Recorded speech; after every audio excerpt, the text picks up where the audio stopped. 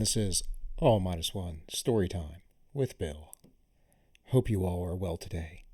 We are going to continue in our fabulous reading of COVID-19, The Great Reset by Klaus Schwab. I hope you all have been enjoying this segment as we learn about the plans, at least what is said to the masses from the global elite. All right, guys, at the top of this is what I read Friday. By the way, so new plan, new schedule. Between 2 and 3-ish, I'm going to try to have at least one quick shot segment out.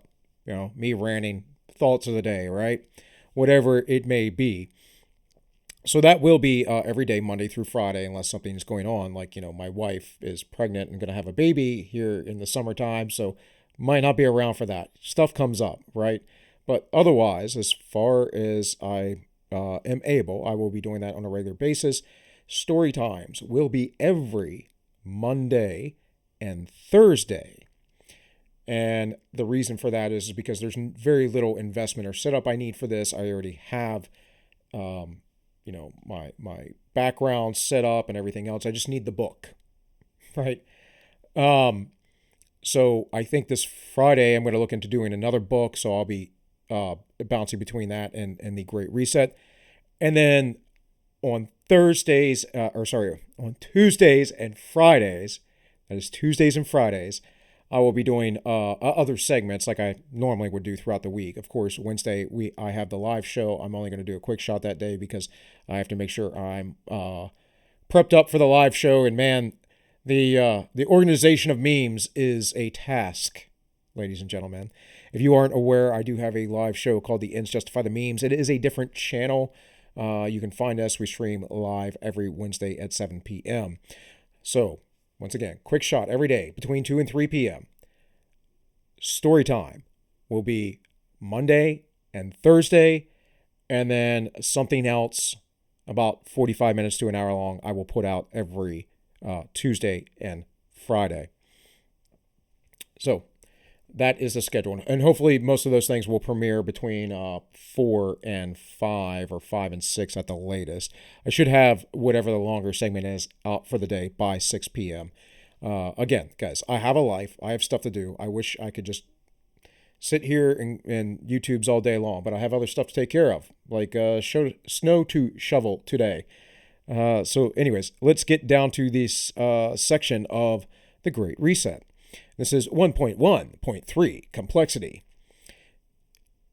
It is, in its simplest possible form, complexity can be defined as what we don't understand or find difficult to understand. As for a complex system, the psychologist Herbert Simon defined it as one made up of a large number of parts that interact in a non-simple way. Complex systems are often characterized by an absence of visible, causal links between their elements, which makes them virtually impossible to predict. Yes, as far as the true definition of complex system, but if we had a free market and we didn't have NGOs dictating everything, then this argument would mean something. But generally speaking, the nation states of the world are in general agreement and alignment about the way things should be going. And so I'm not really sure what Klaus Schwab's about to get into here, but we'll figure it out, right? Deep in ourselves, we sense that more complex a system is, the greater the likelihood that something might go wrong and that an accident or aberration might occur and propagate. Complex can roughly be measured by 3 factors: the amount of information, content, or the number of components in a system; the interconnectedness, defined as a dynamic of reciprocal responsiveness between these pieces of information or components; and the effect of non-linearity. Non-linear elements are often called tipping points. Non-linearity is a key feature of complexity because it means that a change in just one component of a system can lead to a surprising and disproportionate effect elsewhere. It is for this reason that pandemic models so often yield a wide range of outcomes. A difference of assumption regarding just one component of the model can dramatically affect the end results. Except for no epidemiologist who was against this thing was saying any of this stuff. They were all saying, in fact, the opposite. We know how these things work. We shouldn't be panicking. We shouldn't be worrying. Yes, folks will die. Yes, there will be some tragedy, but we shouldn't be destroying our economies. And what was just said here is a mouthful of stuff, again, to sound intellectual. This is what the left does. As the Einstein quote goes, you should make things as simple as possible, but no simpler. And that's kind of how I see things, guys. You have to bring things down to what their first principles are, always. Otherwise, you are privy to being deceived by the pseudo-intellectual sound or explanation of a thing.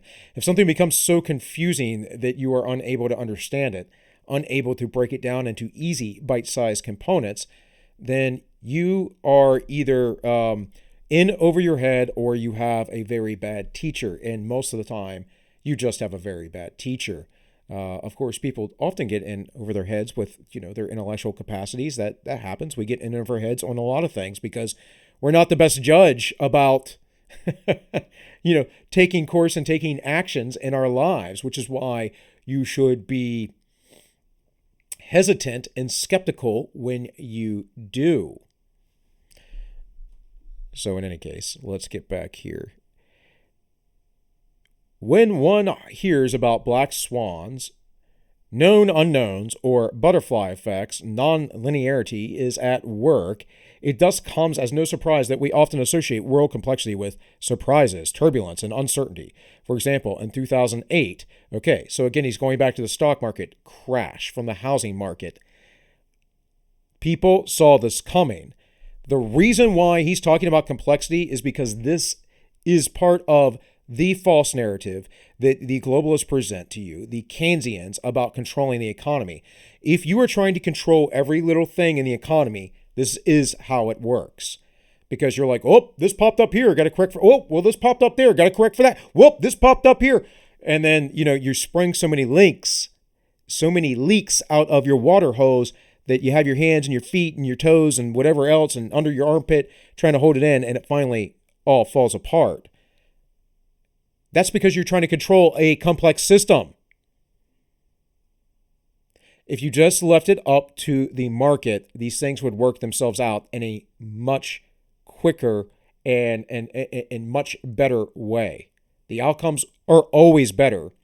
The only outcomes that happens for centralized planning that creates something good is for those who are the ones who are controlling and dictating it. They get wealthier. Everyone else gets poor. It's the only thing that happens with that.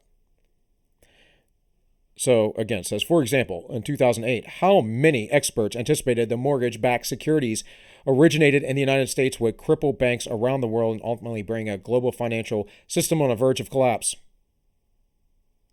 Anyone else raising their hand? Because I did. I wasn't even an expert. I'm still in my 20s. I had this figured out. Why? Because, I read this stuff and pay attention to the people who make sense. Not because they necessarily emotionally appeal to me. I mean, apparently making sense emotionally appeals to me, but to most people, they just want to be right. I don't really care if I'm right. I just care if it makes sense, if the thing is right. I care about the truth. And so Ron Paul and Peter Schiff, as well as a bunch of other people who were Austrian economists taught in the Austrian school, knew that this financial market collapse would cause all this. And on top of that, we know that the dollar is the petrodollar, the world standard for trading oil. It was going to reverberate. We know that there is more counterfeit money in South America than I think in circulation in all of America. Stuff like that, folks. Stuff like that.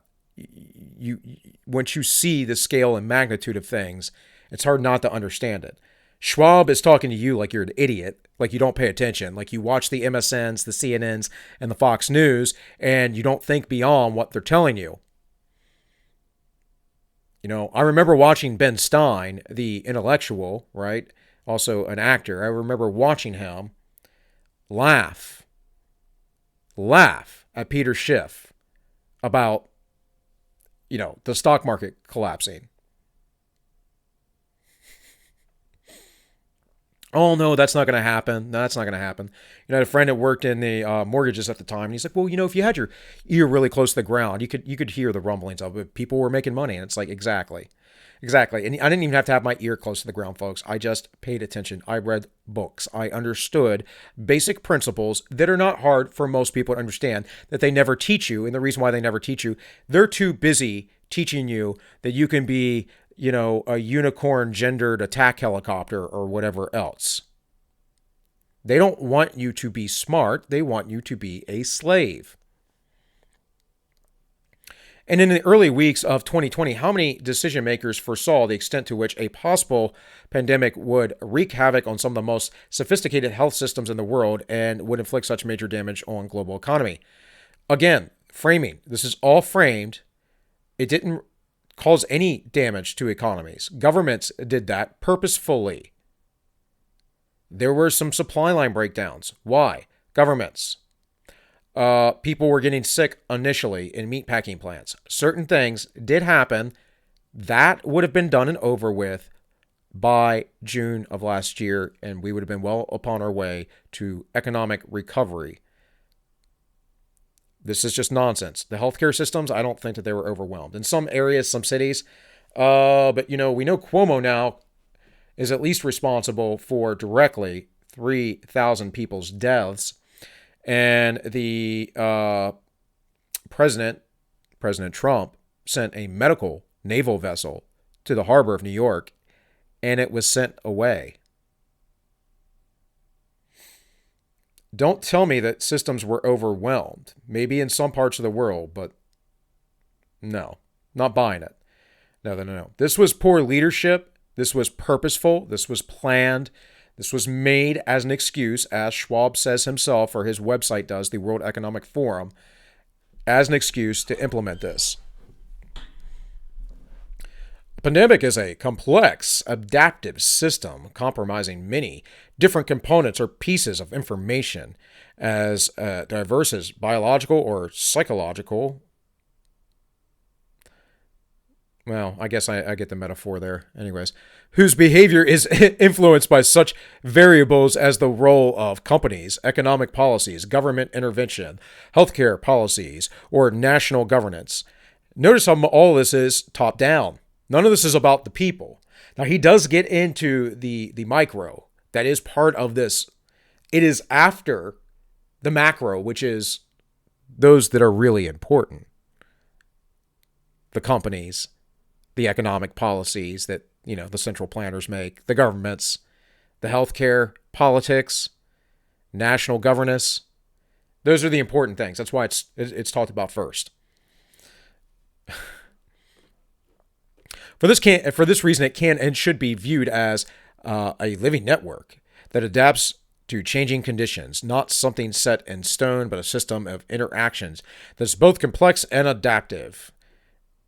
It is complex because it represents a cat's cradle, an independence and interconnections from which it stems, and adaptive in the sense that its behavior is driven by interactions between nodes, the organizations, the people, us. That can become confused and unruly in times. Yeah, or we can do what the New York Times says and just don't listen to what we see with our own eyes and critical thinking and data, and listen to the experts. Do you see how this is all in theme together? Now, that was just released this weekend or Friday or something.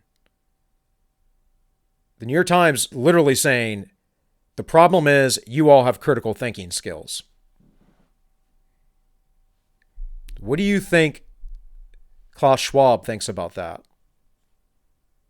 Because I can tell you, I've read enough of his stuff so far and seen who he invites and who talks and what they're planning.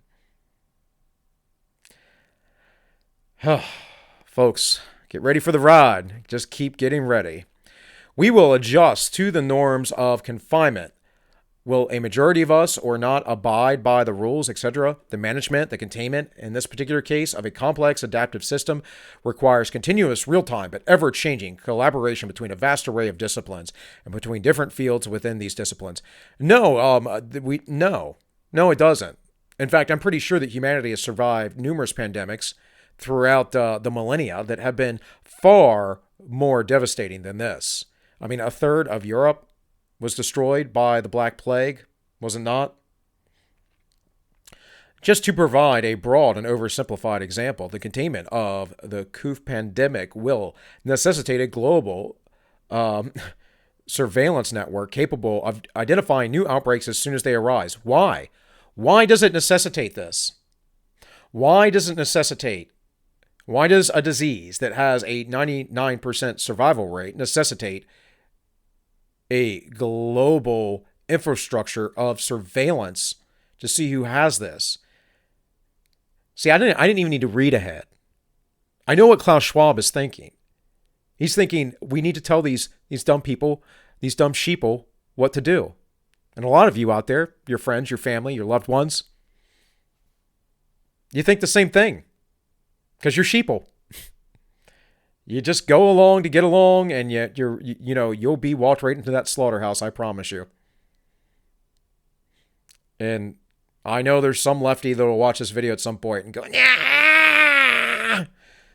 nah! Bill's not crazy. Bill has 4,000 years of history on his side, because we have at least that much recorded human history.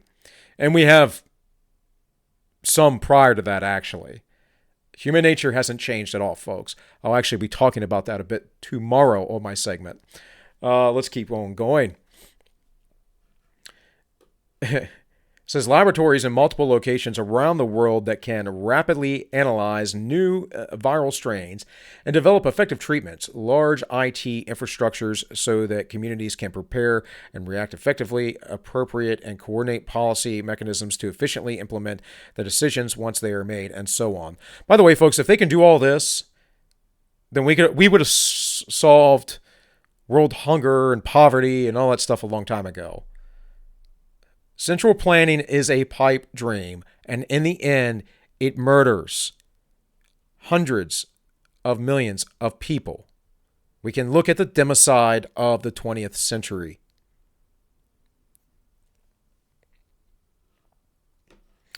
The important point is this: each separate activity by itself is necessary to address the pandemic, but is insufficient if not considered in conjunction with the others. It follows that this complex adaptive system is greater than the sum of its parts. Its effectiveness depends on how well it works as a whole, and it is only as strong as the weakest link. Many pundits have mischaracterized the Pt5 pandemic as a black swan event simply because it exhibits all the characteristics of a complex adaptive system. But in reality, it is a white swan event, something explicitly presented in such by Nissim Taleb in The Black Swan, published in 2007, something that would eventually take place with a great deal of certainty. Indeed, for years, international organizations like the WHO, institutions like the World Economic Forum, and the Coalition of Epidemic Preparedness Intervention launched at the annual meeting in 2017 in Davos. Oh, man. Good thing you were on it just a few years ahead of time. And individuals like Bill Gates, folks, we all love Bill Gates. Hey, if you guys want to go check out a really good in-depth documentary about Bill Gates, go check out the Corbett Report. That is James Corbett. You'll have to find this on BitChute or on his own channel about who is Bill Gates. It's a big 2-hour long kind of documentary. It's kind of in 4 little half-hour segments. It's It's very good. James, by the way, I recommend highly him, like Jay Dyer. Hey, if you want a more entertaining show, what is it, 7 p.m. Eastern every day, go watch Quite Frankly. He delves into all kinds of stuff. I don't agree with Frank on everything, but man, if you want to go down the rabbit hole, you want to have some fun, good time, great community, Frank's pretty good. So if you're looking for people who are not quite mainstream, I'll put it that way, who are willing to step outside the box a little bit. Of course, I also like Luke Rakowski. He's rather good, and he's on Tim Pool's live show every night. So in any case, just saying, there are folks out there as well that cover this beyond me. But, you know, what I'm doing, I'm not seeing anyone else do. I'm reading to you directly from Mr. Schwab's words. So Bill Gates have been warning us about the next pandemic risk, even specifically that one would emerge in a highly populated place where economic development forces people and wildlife together, would spread quickly and silently by exploiting networks of human travel and trade, and would reach multiple countries by thwarting containment. As we will see in the following chapters, properly characterized, the pandemic and the understanding its characteristics are vital because they were what underpinned the difference in terms of preparedness. Many Asian countries reacted quickly because they were prepared logistically and organizationally due to SARS, and thus were able to lessen the impact of the pandemic. Why were we not prepared? Well, because the Obama administration had used all of our equipment in the United States on the swine flu that came through. By the way, this situation isn't new.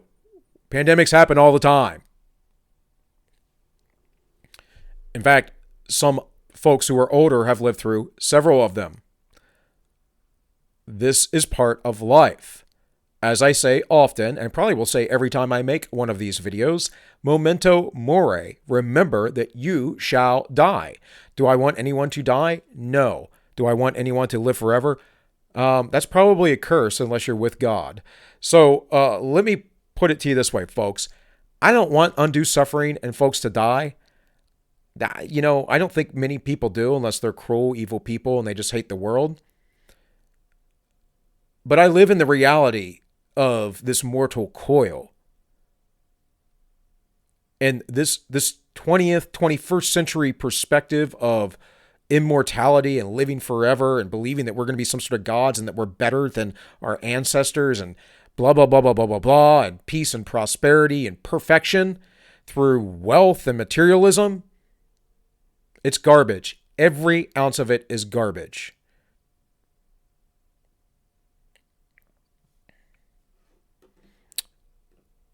For from dust you were made, and dust you will return, said the Lord. By contrast, many Western countries were unprepared and were ravaged by the pandemic. It is no coincidence that they are the ones in which the false notion of a black swan event circulated the most. However, we can confidently assert that the pandemic, a high probability, high consequence white swan event, will provoke many black swan events through second, third, fourth, and more order effects. It is hard, if not impossible, to foresee what might happen at the end of the chain of multiple order effects, and their ensuing cascade of consequences have occurred after unemployment spikes. Companies go bust, and some countries are teetering on the verge of collapse. Again, you did this, you did this, you did this, you did this, because you engineered all this, you know it, and now you're gaslighting, and you're trying to blame it on something else. It's the free market. Well, you can't have a free market that's controlled, folks.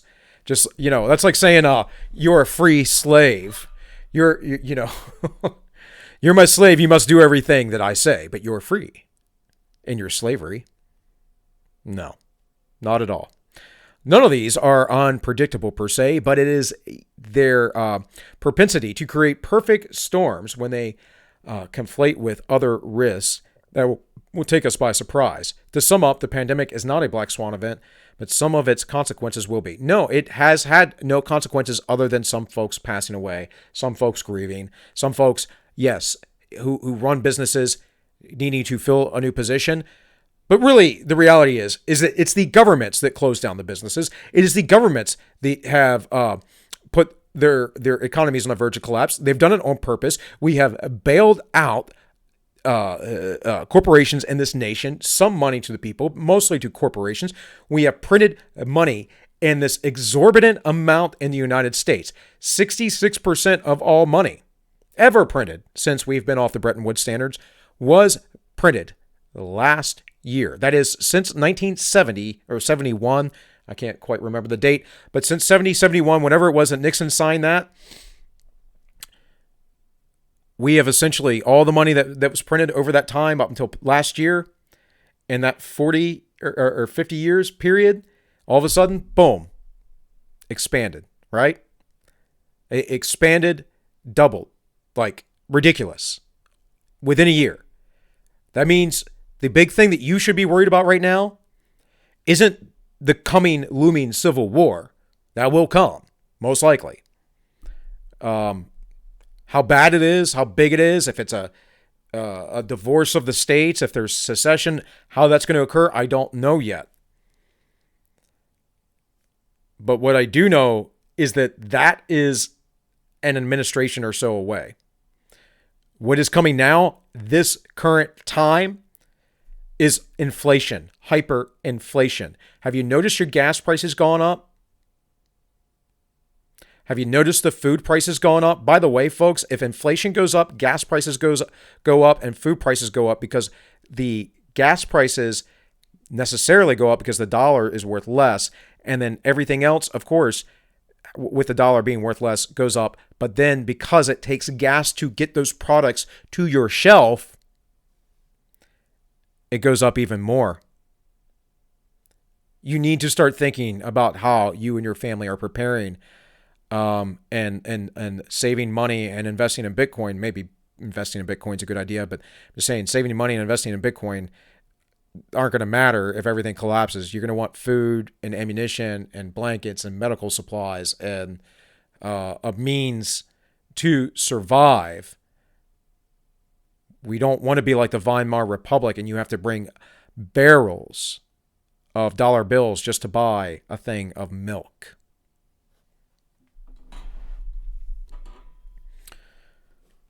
The fundamental point here is this: complexity creates limits to our knowledge and understanding of things.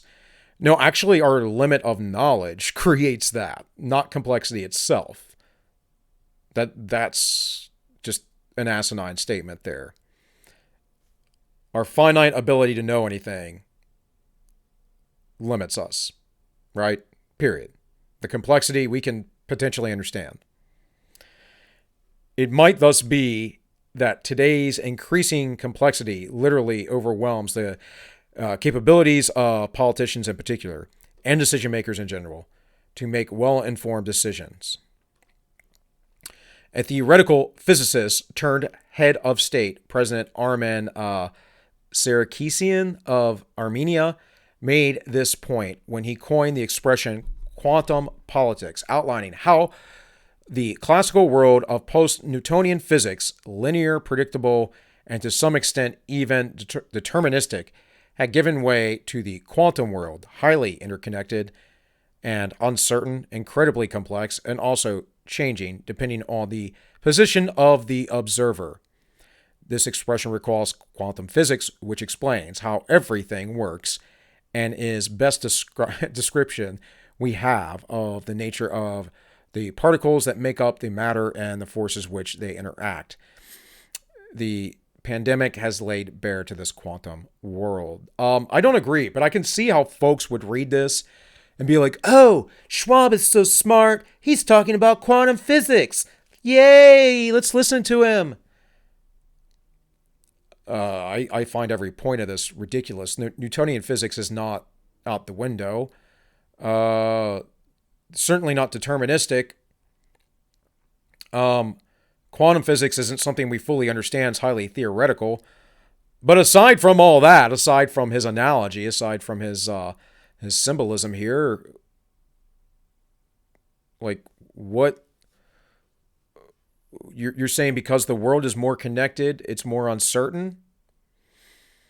No, actually, when you know your neighbors and you know your enemies, you actually have more certainty because it's the unknowns that cause uncertainty, folks. Makes me want to talk about Schrodinger's cat. We're talking about unknowns in quantum physics. Um, and that's another thing. I mean, it's so theoretical. The idea essentially in quantum physics is the observation of the physics happening actually changes how they happen.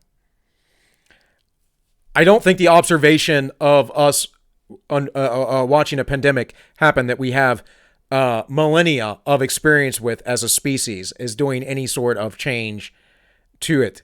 I think it is our actions, very specifically, much like the actions Mr. Schwab is calling upon. So here's where we will start next time. And hey, guys, I'll see you all tomorrow. Thank you all for watching. And hey, this has been Story Time with Bill.